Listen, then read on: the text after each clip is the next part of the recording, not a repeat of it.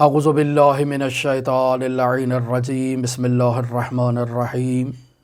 ابن فہد حلی ہے اپنی کتاب عدۃ الداعی و نجاح الساعی میں اس عمل کو امام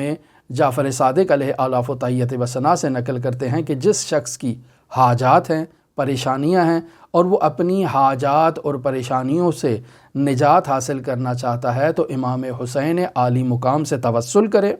یعنی امام حسین علیہ السلام کے حرم مطہر میں چلا جائے، امام حسین کے سر اقدس کے پاس کھڑا ہو کر امام حسین کو ان الفاظ میں یاد کرے: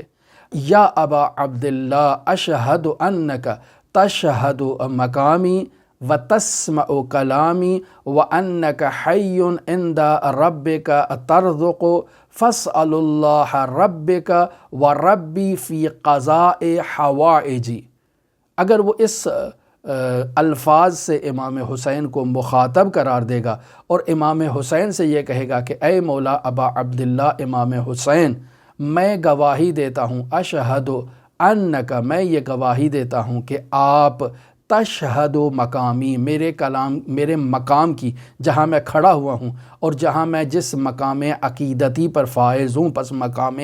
ظاہری بھی ہے اور مقام باطنی بھی ہے، آپ اس مقام کی جو ہے وہ اس پر نظارہ گر ہیں، اس کو دیکھ رہے ہیں۔ تسمع کلامی، میرے جو ہونٹوں سے کلام جاری ہو رہا ہے، جو میں اپنے ہونٹوں کو جنبش دے رہا ہوں اور الفاظ ادا کر رہا ہوں، آپ ان الفاظ کو سن رہے ہیں۔ وَأَنَّكَ حَيٌّ، اور میں گواہی دیتا ہوں کہ آپ زندہ ہیں، عند ربک، اپنے پروردگار کے پاس، ترزق، اور اللہ کے رزق سے فیضیاب ہو رہے ہیں۔ فَاسْأَلُ رَبِّكَ، اے میرے مولا، اے میرے آقا، اے ابا عبداللہ، اپنے پروردگار سے، وَرَبِّ، اور میرے پروردگار سے تقاضا کریں، دعا کریں، حاجت طلب کریں، فی قضاء حوائجی، کہ اللہ میری اس مشکل کو حل کر دے۔ تو یہاں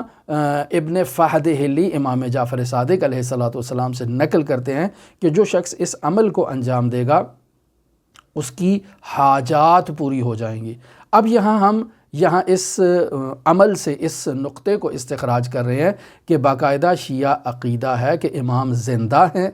امام ہمارے مقام کو دیکھ رہے ہیں، ہمارے کلام کو سن رہے ہیں، وہ حی ہیں، وہ اللہ کی بارگاہ میں رزق پا رہے ہیں، اور جب ہم امام کو ان الفاظ میں مخاطب قرار دیتے ہیں تو وہ اللہ کی بارگاہ سے ہمارے لیے ہماری مشکلات کی برطرفی کا تقاضا بھی کرتے ہیں۔ امام رؤوف کی بارگاہ میں آپ سب کے لیے نائب و زیارہ بھی ہیں اور دعا گو بھی ہیں۔ اللہم صلی علی محمد و آل محمد وعجل فرج قائم آل محمد۔